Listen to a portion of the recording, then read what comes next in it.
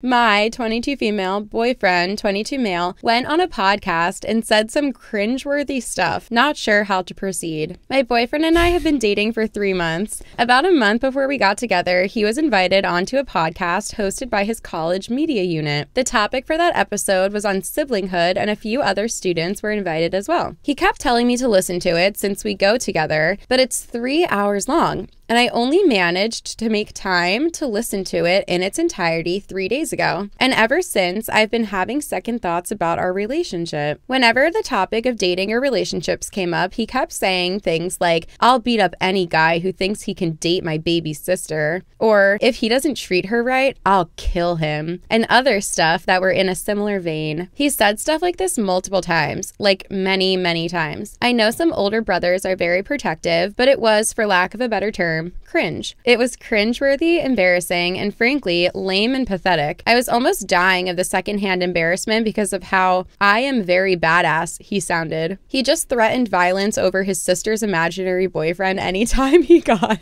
He has never struck me as violent. He's very sweet, caring, and gentle with me and the people around him, but I just can't stomach the stuff he said on the podcast. I'm not necessarily worried that he's violent. I'm frankly worried he's immature, because who says stuff like that on a public platform?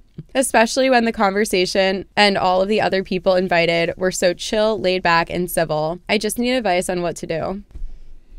Yeah, I don't know. Sounds like maybe he crossed the line a little bit, but I guess we could look at like the positives. He's a family man. He cares a lot about his sister. Yeah. But I do think that it could go like borderline, like a little bit too much, where it's like, I don't want to like say misogynistic in a way, but like you protecting your sister, because I have sisters, you know, but you protecting your sister in some ways can kind of diminish the confidence that you have in them to protect themselves or be able to do things for themselves, maybe. I don't know. You know, I think though, in some ways, I don't know the way to completely formulate my thoughts on it, but I do think like not the misogyny thing, but kind of related to that, kind of related to more so like control, maybe. I feel sometimes in a way that people try to protect is more so in a way of control. Yeah. Where it's like, you have to allow your sister to kind of forge those relationships on her own. Yeah. And obviously like you're there to support your sister in like any type of way that you could, you know what I mean? But it could cross the line. So maybe that's like what OP is kind of feeling like the line may be crossed, but also it's all hypothetical.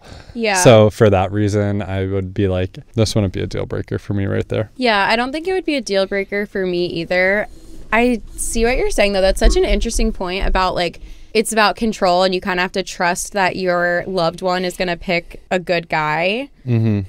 The control thing is very interesting. I think that would be the real problem. Like, I think that this guy probably was just speaking in like dramatic, hyperbole, comedy language on this podcast, or there's a possibility that that's what he was doing. But yeah, maybe you look out for controlling behavior as you continue to get to know him, and you just remember that. I don't think it's bad to keep this in mind if you see him being controlling in other ways. Mm-hmm. Because you are still just getting to know this guy. Yeah, maybe he's not. Like, again, he was on a podcast. Maybe it was just, like, saying things, like, a little bit more dramatic than he normally would. Yeah. I also think you could just talk to him about it and be like, oh, my God, I listened to it. I realized how many times you said you would, or whatever he said, you know, like hurt threaten violence, Yeah, or threaten your sister's boyfriend or, like, whatever. And you could be like, what did you mean by that? Would you really be threatened by any guy at all that she dates? If somebody hurt her, like, what would you do? What would you actually do if a guy hurt your sister? And see what he says. Yeah, and I also just think in general, threatening violence, and that's why I'm so like back and forth on this one, because